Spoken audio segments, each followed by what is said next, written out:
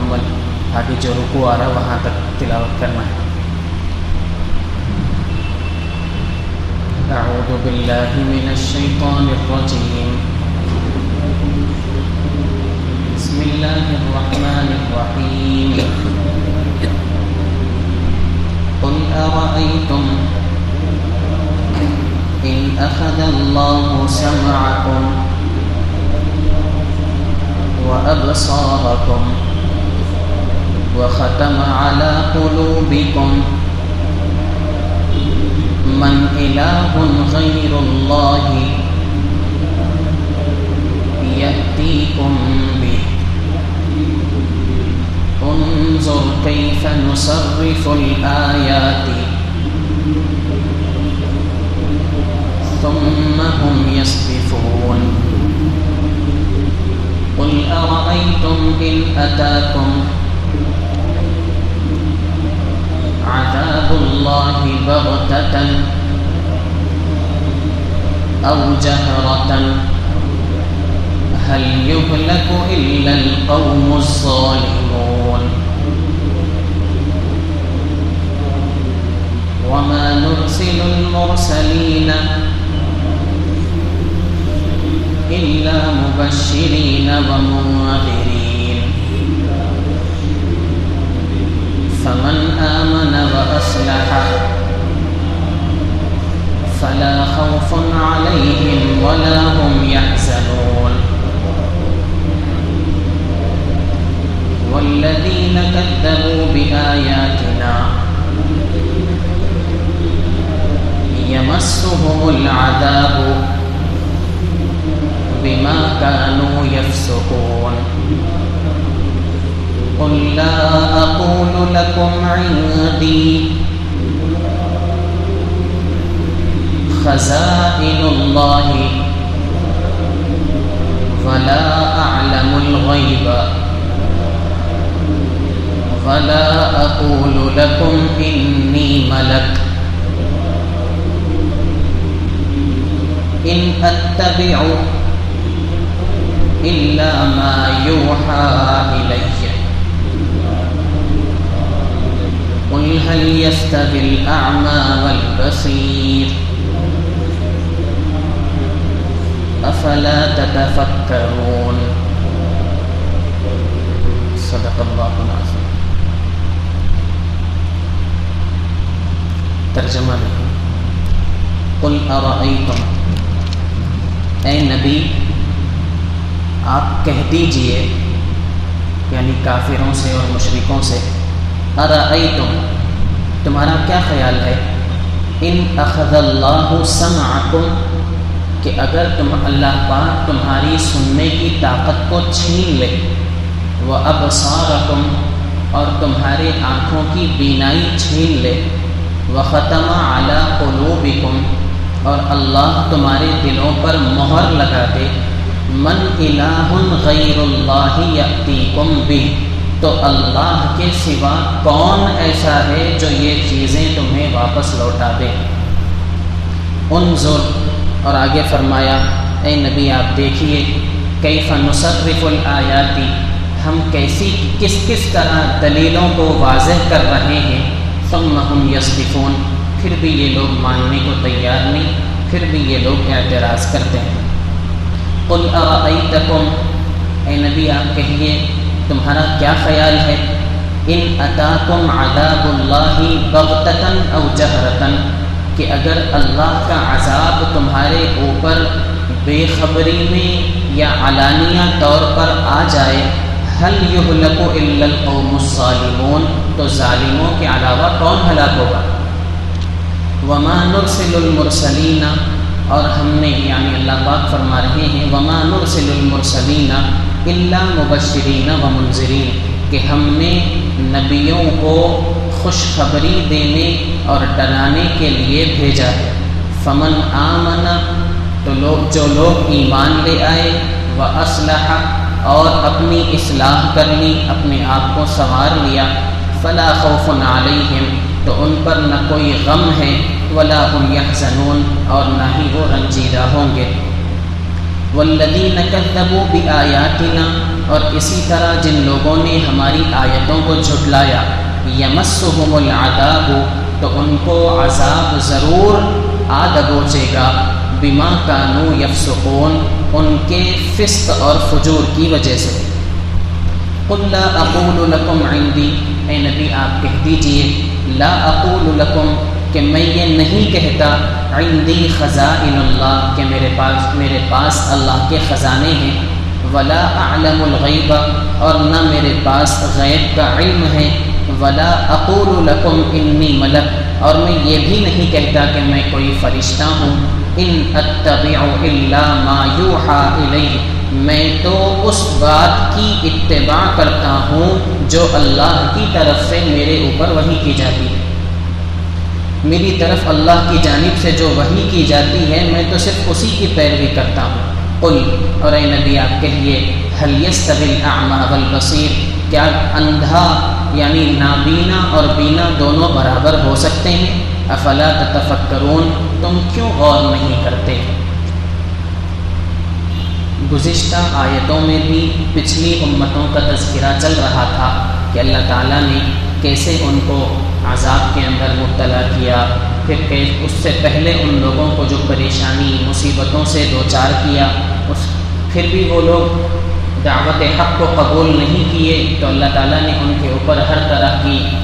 آسائش کے دروازے کھول دیے، رزق کے انبار لگا دیے، مال و دولت کی فراہمی ان کے یہاں ہونے لگی، پھر اس کے بعد اللہ تعالیٰ کا عذاب ان کے اوپر اچانک آ گرا۔ یہ تذکرہ پچھلی آیتوں میں چل رہا تھا، تو پھر کفار اور مشرکین سے بھی اللہ تعالیٰ نے یہی کہلوایا کہ اگر اللہ کی طرف سے تمہاری بینائی، تمہاری سننے کی طاقت اور دلوں پر مہر لگا دیا جائے، یعنی سمجھنے کی صلاحیت بھی اگر اللہ کی طرف سے چھین لی جائے، تو کوئی ہے جن کی تم عبادت کرتے ہو، تم اپنے ہاتھوں سے جن بتوں کو تراش کر کے جن کو اپنا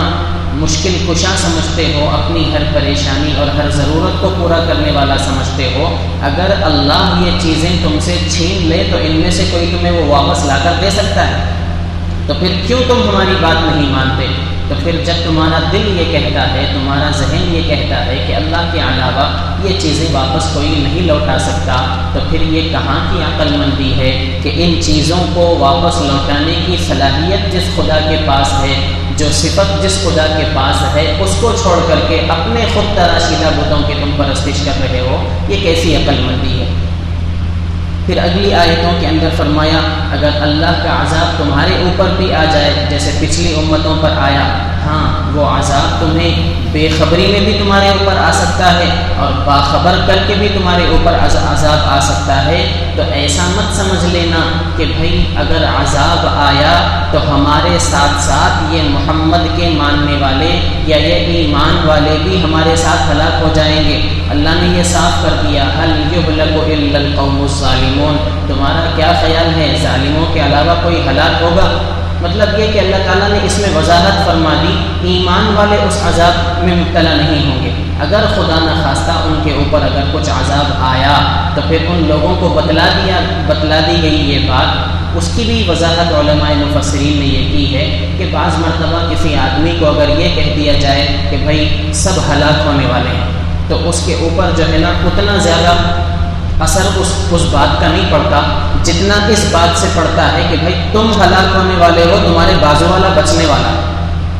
یعنی اپنے ہلاک ہونے اور اپنے بازو والے کے بچنے پر جتنا صدمہ ہوتا ہے سب کے ہلاک ہونے پر اتنا نہیں ہوتا۔ تو ایک تو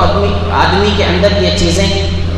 خود بخود خیال کے طور پر آ جاتی ہیں کہ بھئی میں ہلاک ہو جاؤں گا، میرا پڑوسی بچ جائے گا، یہ اندر سے اس کو بڑی تکلیف پہنچاتی ہے یہ چیز۔ تو اللہ تعالیٰ نے اس اعتبار سے بھی یہ بات بتلائی کہ تم کیا سمجھتے ہو اگر اللہ کا عذاب آیا تو تمہارے ساتھ ایمان والے بھی بہہ کر چلے جائیں گے؟ نہیں، وہ بچا لیے جائیں گے، ہلاک ظالموں کو کیا جائے گا۔ اور ظلم کی بھی تشریح کرتے ہوئے لکھا ہے اس آیت میں ظلم سے مراد کفر اور شرک کے ذریعے سے انہوں نے اپنی جانوں پر جو ظلم کیا ہوا ہے اس کی بدولت اگر اللہ کا عذاب آ گیا ان پر تو وہی ظالم لوگ ہلاک ہوں گے، ایمان والے ان کے ساتھ ہلاک نہیں ہوں گے۔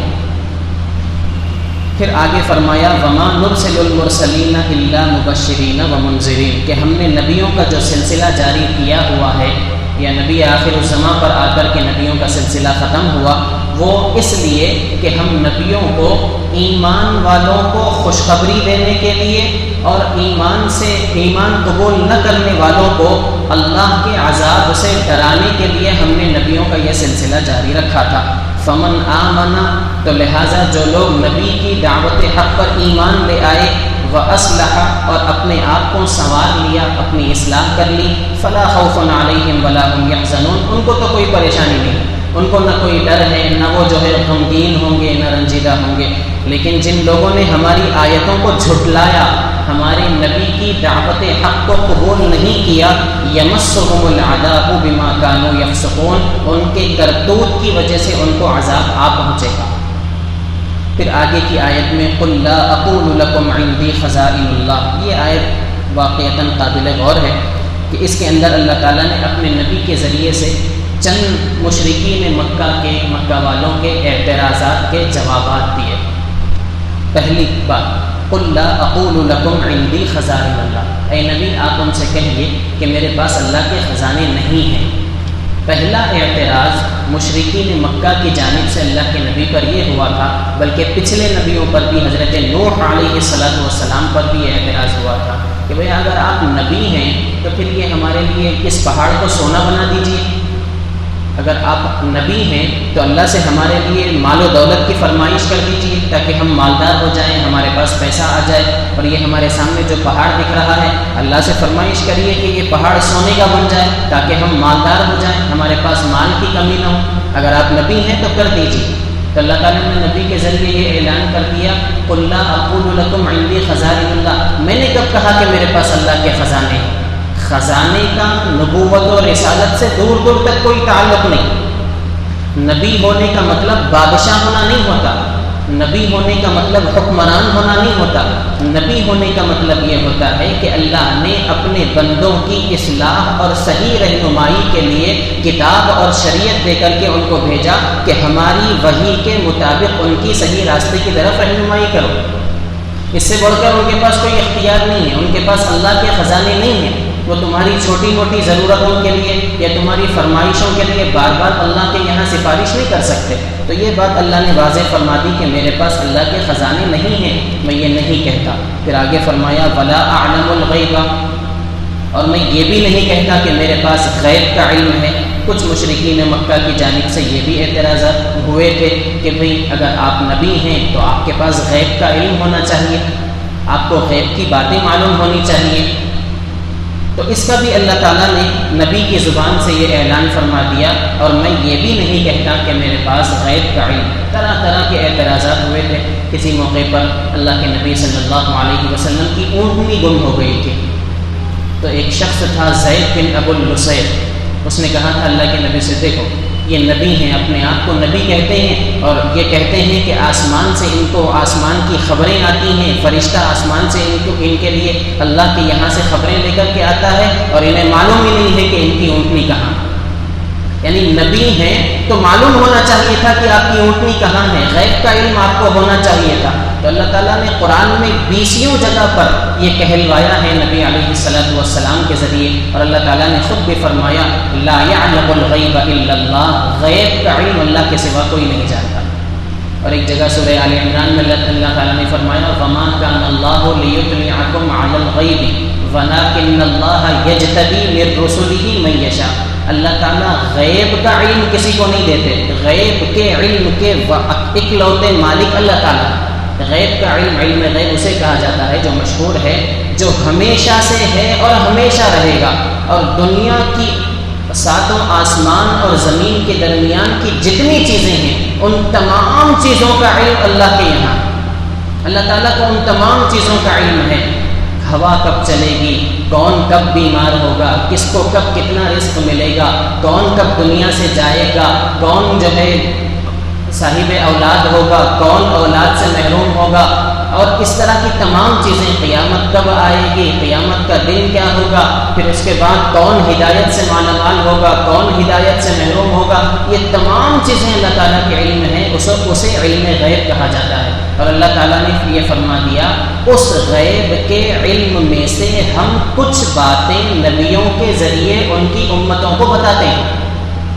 جنت اور جہنم کا تذکرہ، جنت اور جہنم کا علم، جنت کیسی ہے، جہنم کیسی ہے، جنت کے درجات کیسے ہوں گے، جہنم کے درجات کیسے ہوں گے، قبر کے اندر کیا احوال ہوں گے، یہ بھی غیب کے علم سے تعلق رکھنے والی چیزیں ہیں۔ لیکن اللہ تعالیٰ کبھی کبھی نبیوں کے ذریعے امت کو ڈرانے کے لیے یا امت کو رغبت دلانے کے لیے، آخرت جنت کی رغبت کے لیے یا جہنم کے عذاب سے ڈرانے کے لیے، اللہ تعالیٰ کبھی کبھی نبی کے ذریعے سے کچھ علم غیب کی باتیں بتلا دیا کرتے ہیں کہ دیکھو قبر میں جانے کے بعد پہلے نماز کا حساب ہوگا، یہ غیب سے تعلق رکھنے والی چیزیں ہیں۔ قبر میں جانے کے بعد برزخی احوال ایسے ہوں گے، جنت کے اندر جو ہے نا درجات ایسے ہوں گے، جنت میں ایسے محلات ہوں گے، جہنم میں ایسی ایسی چیزیں ہوں گی، اس طرح کے عذابات ہوں گے، یہ ساری چیزیں علم غیب سے تعلق رکھنے والی ہیں۔ لیکن اللہ کے نبی صلی اللہ علیہ وسلم نے اللہ کے ذریعے سے، اللہ کے بتانے پر، اللہ تعالیٰ نے حضرت جبرائیل کے ذریعے وحی کے طور پر اللہ کے نبی کو جو باتیں بتلائی، وہی باتیں اللہ کے نبی نے امت کو بتلائی۔ اس پر یہ دعویٰ نہیں کیا جا سکتا کہ نعوذ باللہ حضور صلی اللہ علیہ وسلم عالم الغیب تھے۔ غیب کا علم اللہ کے نبی کو نہیں تھا، اللہ تعالیٰ نے اپنے فضل سے کچھ باتیں امت کی ترغیب کے لیے نبی کے ذریعے سے کہلوائیں۔ ہاں ان چیزوں کا تعلق ہے غیب کے علم سے، جنت کا جو علم ہے، جنت کے احوال کا علم ہے، وہ علم غیب سے تعلق ہے، اللہ ہی جانتا ہے جنت کیسی ہے۔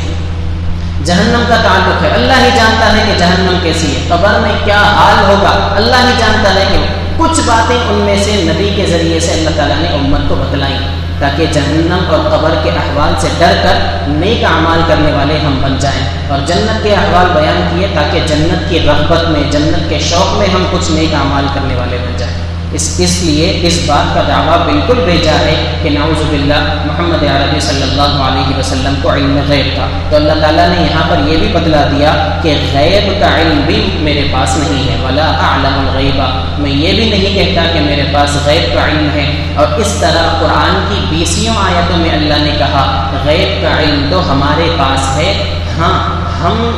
جس کو چاہتے ہیں تھوڑا بہت اس میں سے علم عطا فرما دیتے ہیں۔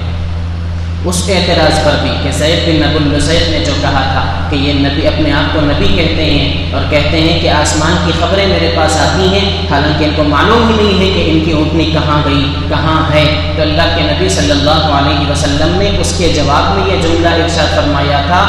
واللہ لا اعلم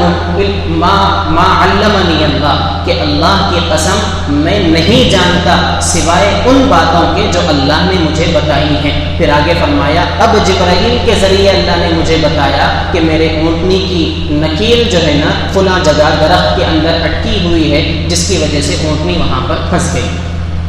تو اس طرح ان باتوں کو لے کر کے یہ اعتراض بالکل نامناسب ہے کہ نعوذ باللہ اللہ کے نبی صلی اللہ علیہ وسلم کو غیب کا علم تھا۔ آج بھی یہ چیزیں امت کے اندر رائج ہیں، جو غیب کی باتیں بتانے والا ہوتا ہے اس کو بڑا پیر و مرشد مانا جاتا ہے۔ اگر آپ حقیقی مصلحین کو دیکھیں، حقیقی اللہ والوں کو دیکھیں، جتنے بھی اللہ والوں سے آپ کی ملاقات ہوئی ہوگی یا آپ نے ان کو دیکھا ہوگا، غیب کے علم کا دعویٰ کوئی نہیں کرتا، لیکن آج پھر بھی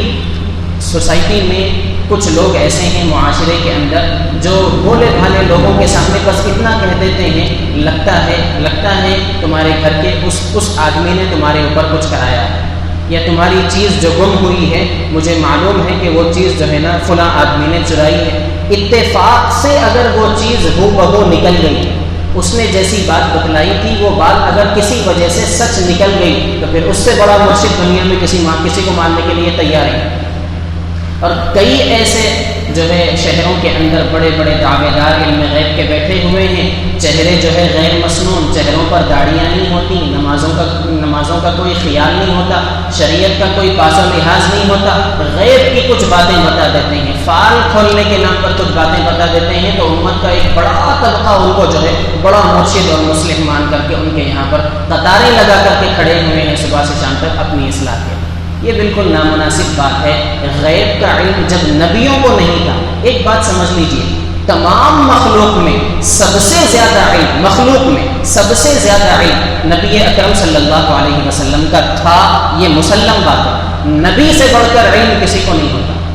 نبی کو تمام مخلوق میں جتنا علم ہے ان سب سے زیادہ علم اللہ پاک نے اپنے محبوب نبی کو عطا فرمایا تھا۔ تمام نبیوں کو عطا فرمایا، لیکن تمام نبیوں میں بھی حضور کو فوقیت بخشی، فضیلت بخشی، لہٰذا اللہ کے نبی سے بڑھ کر کوئی عالم دنیا کا نہیں ہو سکتا۔ لیکن جو علم غیب کا علم کہلاتا ہے اس کے مالک تو صرف اللہ ہے۔ غیب کی جو باتیں ہیں اس کے مالک صرف اللہ ہے۔ نبأنی العلیم الخبیر، قرآن مجید میں اللہ کے نبی صلی اللہ علیہ وسلم کے ذریعے سے اللہ نے یہ کہلوایا، نبأنی العلیم الخبیر، اللہ نے جو باتیں، علیم اور خبیر پروردگار نے جو باتیں مجھے سکھائی ہیں، جو باتیں مجھے بتائی ہیں، میں اس کی اطلاع تمہیں دے رہا ہوں۔ ان اتبع الا ما یوحى الی، یہاں بھی ایک آیت کا ایک ٹکڑا ہے، میں تو صرف اس کی اتباع کرتا ہوں جو وحی کے ذریعے مجھ سے کہی جاتی ہے۔ میرے پاس غیب کا علم نہیں ہے، میرے پاس اللہ کے خزانے نہیں ہیں۔ اور آگے یہ بھی فرمایا، ولا اقول لکم انی ملک، اور میں یہ بھی نہیں کہتا کہ میں کوئی فرشتہ ہوں۔ ایک تیسرا اعتراض مشرکین مکہ کا یہ بھی تھا، یہ کیسے نبی ہیں، کھانا بھی کھاتے ہیں، پانی بھی پیتے ہیں، کھاتے پیتے ہیں، بازاروں میں بھی پھرتے ہیں، شادی بھی کرتے ہیں، اولاد بھی ہے ان کی، ایسا کوئی نبی ہوتا ہے؟ نبی تو فرشتہ صفت ہونا چاہیے تھا۔ تو اللہ تعالیٰ نے اپنے نبی کے ذریعے اس اعتراض کا بھی جواب دے دیا، میں نے کب کہا کہ میں فرشتہ ہوں؟ نبی فرشتہ نہیں ہوتا، اللہ نے اپنی حکمت سے نبی کو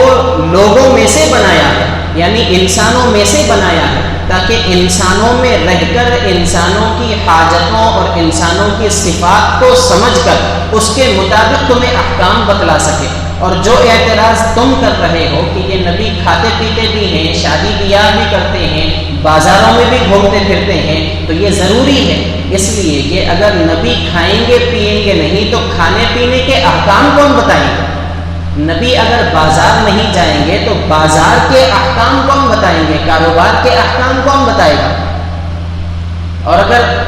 نبی نکاح نہ کریں، ان کی اولاد نہ ہو، تو نکاح کے بعد بیوی کے حقوق کیسے کون بتائے گا؟ بیوی کے ساتھ کیسے تعلق رکھنا ہے، بیوی کے حقوق کو کیسے ادا کرنا ہے، یہ کون بتائے گا؟ اولاد کا مسئلہ ہے، اولاد کی تربیت کیسی کرنی ہے، اولاد کے کیا حقوق ہیں، اگر ان کو اولاد ہی نہ ہوتی تو یہ چیزیں کون بتائے گا؟ اس لیے یہ جو بھوک نہ لگنا، پیاس نہ لگنا، بازار نہ جانا، شادی نہ کرنا، اولاد کا نہ ہونا، یہ صفتیں یقیناً فرشتوں کی ہے، اس لیے کہ فرشتوں کے اندر اللہ نے یہ صفات اور یہ مادہ نہیں رکھا خواہشات کا،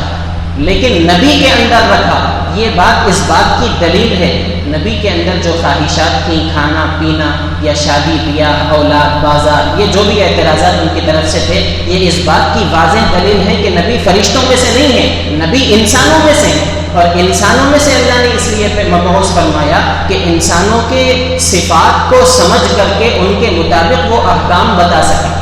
کھانا پینا اس لیے کھائے کہ کھانے پینے کے احکام بتلا سکیں، بازار اس لیے گئے کہ وہاں کے احکام بتلا سکیں۔ تو تین اعتراضات تھے مشرکین مکہ کے کہ بھائی اگر آپ نبی ہیں تو آپ اللہ سے سفارش کریے کہ وہ مال و دولت کی فراوانی ہمارے اوپر جاری کر دیں، مال و دولت کے انبار ہمارے یہاں لگا دیں، اور یہ پہاڑ جو آپ کو نظر آ رہا ہے اس پہاڑ کو سونے کا بنا دیں۔ تو اللہ کے نبی نے کہا میں یہ نہیں کہتا کہ میرے پاس اللہ کے خزانے ہیں۔ جواب دے دیا اللہ تعالیٰ نے حضرت جبرائیل کے ذریعے سے وحی بھیج کر کے حضور کی زبانی ان لوگوں کو یہ بتلایا کہ میرے پاس اللہ کے خزانے نہیں ہیں۔ اور دوسرا اعتراضات تھا غیب کا علم، اور وہ بار بار سوالات بھی کرتے تھے طرح طرح کے کہ بتاؤ قیامت کب آئے گی، بتاؤ فلاں چیز کہاں ہے، بتاؤ فلاں چیز کہاں ہے۔ تو اللہ تعالیٰ نے فرمایا ولا اعلم الغیب، اے نبی آپ کہیے کہ میں غیب کا علم نہیں جانتا۔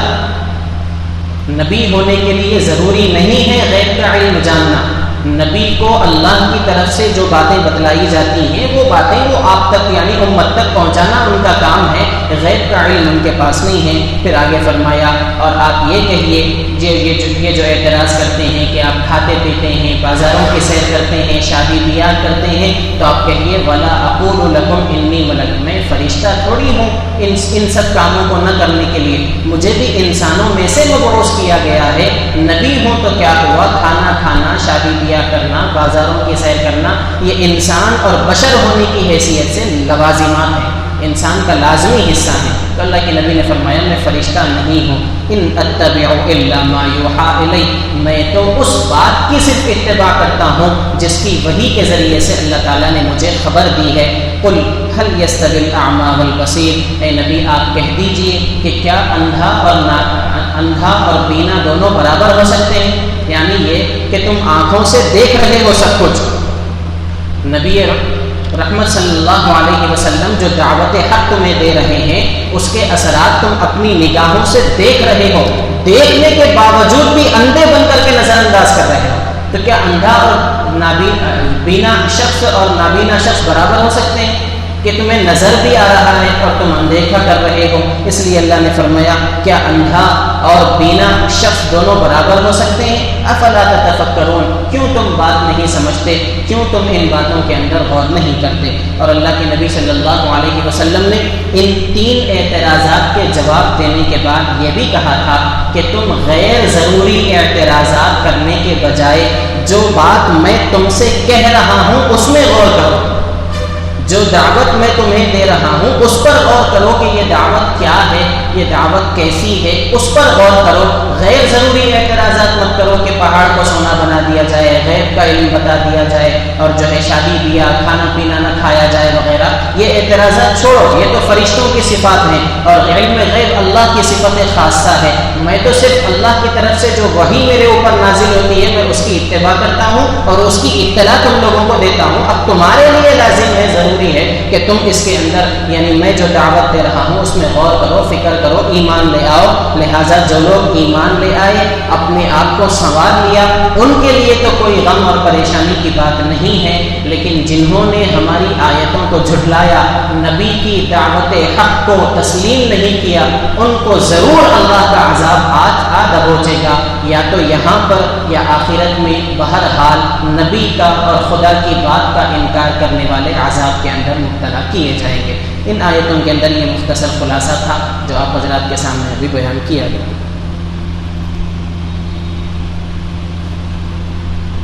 اگر کچھ سوالات ہوں